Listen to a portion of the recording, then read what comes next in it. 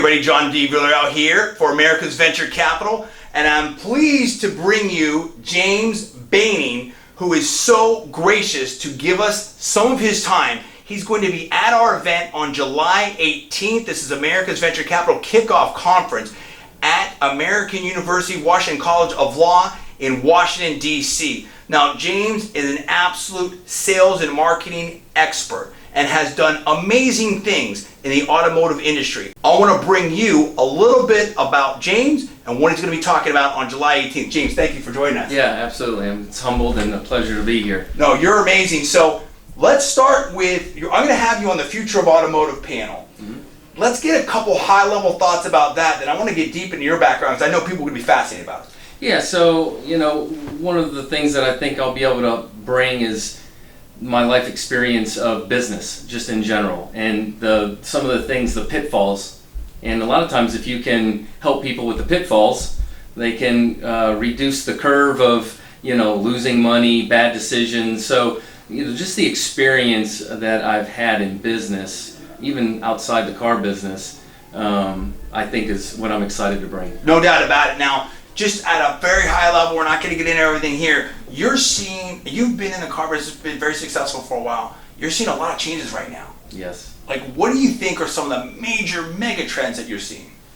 So some of the mega trends, I believe, are margin compression. Oh yeah, for sure. Yeah, I mean it's our biggest obstacle, and I think that the old thought process of looking at how you make money in the industry has to change. Yes. And that's why I keep talking to different people about, you've heard me say it's super gross. Yes. And you're working on that book? Yes. No, yes, I love it. Yes. And it's such common sense, but it seems like people struggle with the things that I'm talking about. They're like, yeah, I just can't wrap my head on it. It doesn't make sense. But I don't know. I don't have a law degree. I don't have a business degree. But I have, some common sense about business. Yes. And I don't know, sometimes I think we overcomplicate it. No, absolutely. That's what I love about you, see, because to me, you have your hands and your head in so many different things, and they all come together, and it all makes sense. Because, think about it. Now, yes, it's going to be venture capital. Yes, we're going to have policymakers there. Yes, we're talking about tech and startups and all that type of stuff. But I don't know a single business that doesn't need to sell, that doesn't need a market. And you've been so incredibly successful at turnaround stores, instant traction, instant wins. I've seen your stuff on LinkedIn. I would consider you an influencer. You're doing amazing stuff. You're building personal brand. And I think that I don't care what business you're in, certainly if you're in the automotive business, you definitely want to come and see this man speak. I want you to talk about that because I think that there's so much you can gain from that. Don't you think that every business needs that sales and marketing hook? Well, I think they all do it, and they all need, everyone can get better. Yes. In sales and marketing. So I think sometimes we get caught in ruts and we get caught in our own bubbles. And it doesn't matter what industry it is. I even find myself, you got to be very careful that we live in a bubble. That's true. And so, to hear someone from a different industry, and it doesn't even for me, right, to hear somebody from a different industry on how they do it, like, maybe I can incorporate that. Yes. And I think that's what's going to be so neat about this conference, is bringing all these different people from all these different arenas together. That's what's going to be so impactful. Super well said. That's exactly what the idea was. It's like, I looked at the life cycle. I've done the Zero to IPO talk at some major universities and stuff like that. But even beyond that, certainly when you start looking at the East Coast, you start looking into New York City and Wall Street, there's a lot of stuff that happens after you've gone public and what happens to a public company. But there's all these different points of inflection and all these different professionals that can help supercharge industries, and exactly that. I wanted collaboration. Mm-hmm. I wanted to bring people from different experts from different industries because everybody can learn from each other. Even if you wouldn't normally think that I wouldn't learn anything from healthcare, they may have something revolutionary. No doubt. Right? No doubt. And that's what I'm excited to be. I'm excited to be a part of it for that also, for myself. No doubt about it. So now I want to talk about James Boening, the person, the man. You have such a fascinating background. How did you get into this business? What are some of the big key turning points for you? And what do you think makes you so special about how you approach business and life? So, literally got in this industry when I was 18 years old. Wow. Literally washing cars. Right. You know? You hear those stories all right. Yeah. So I started literally at the bottom doing that, and had some good people around me that believed in me even when I was like, I didn't want to go to sales kind of thing. No, you need to go to sales. There's just someone pushing me, right, in a good way. And got some good opportunities, was able to make a lot of money at a young age, and then by the age of 25, I had my own first location. Wow. And then good for you. Yeah, Unbelievable. yeah. Well, I appreciate that, and then it just kind of grew from there, and I ended up being very blessed and having some success at a young age, and then I just started doing other things even outside the car business. The restaurant, the finance company, the construction company. I started doing all these other things because the car business was so Right. yeah, and I was able to put money in other places. But as a 25-year-old, take me back to that. I want to see James Bainey as a 25-year-old. You bought your first dealership. Like, what was the preparation for that? What was the thought process for that? Like, if you're able to do, I want to know about that, and also if you're able to sort of talk to the young adults now, the millennials, the 25-year-olds, even Generation Z. What advice would you give them about being successful in business and being focused and being able to be motivated like that? So That's not normal. Right. I agree. I think you gotta be willing to sacrifice a lot. Right. And I'm not sure everybody's willing to do that. I would say if you're not willing to sacrifice quite a bit to be an entrepreneur, you shouldn't do it because you're just going to lose a lot of money. And what I mean by that, I don't mean sacrificing your character or integrity. I mean, if you're married or if you have kids, there's gonna be things that you have to give up to be successful. Right. And I for whatever reason was willing to make some of those sacrifices.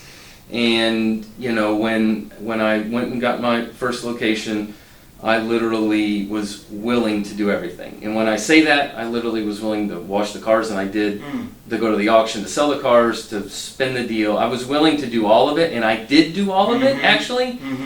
Just because, I was trying to make enough money because I didn't have, probably a ton. I didn't have probably enough. Right. But I believed in myself right. to go do it. I love that. Yeah, and so much of that is being a risk. It's risk taking, right? And so many entrepreneurs or startups, or you're in business school, you're thinking about it. That's why this event's going to be so important, because you have to know, you have to be able to have the sort of strength, if you will, to take that leap of faith. Yeah. But then you also have to know, when to do that. So hearing from someone that's done that and done that so successfully, I think is very important. But let's flash it forward and get a high level on this.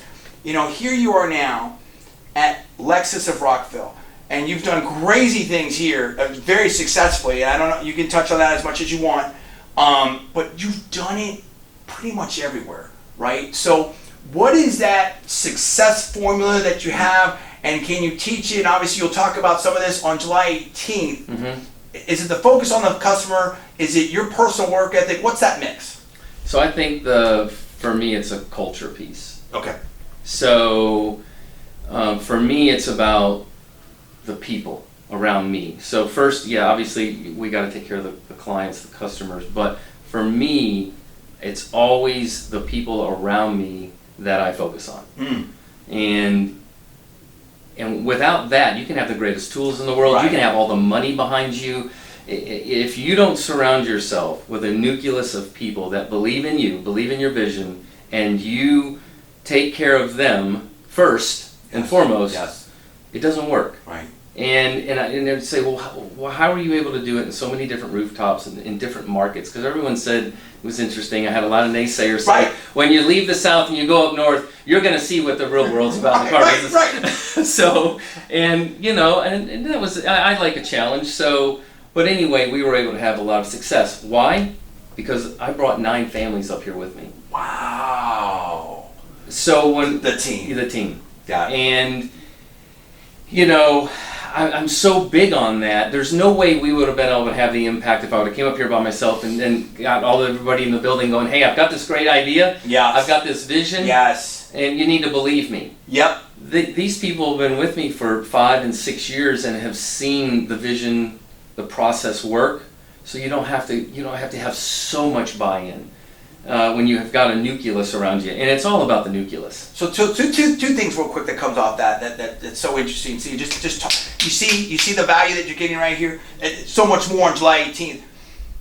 One is that in this business, I feel like, and I may be wrong, that you have a lot of sort of, for lack of a better word, lone wolves that feel like it's them. I can do it all myself and everything like that. You talking about team, I think, is so important. Or there's a talking of team, but it's not like I'm bringing 9 families up here and stuff like that. The second point that I wanted to make is, do you feel that these are elements and skills that you can teach? Yes. Okay.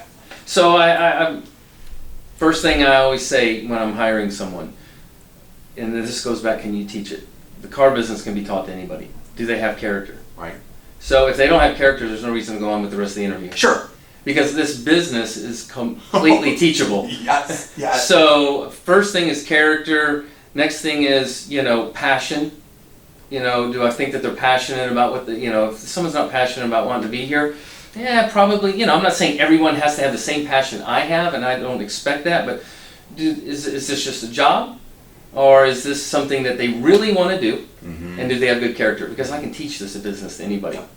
Yep. Perfect example is Olin, who's with me, who's my assistant general manager here. Right. And he got in the business 4 years ago. Wow. And he started out as a salesperson. Wow. And the things that he's been able to do is purely because he was coachable. Yes. And so I can give it as much as somebody's willing to absorb, mm-hmm. and then passion and effort and commitment, that's on them. So let me ask the last question here.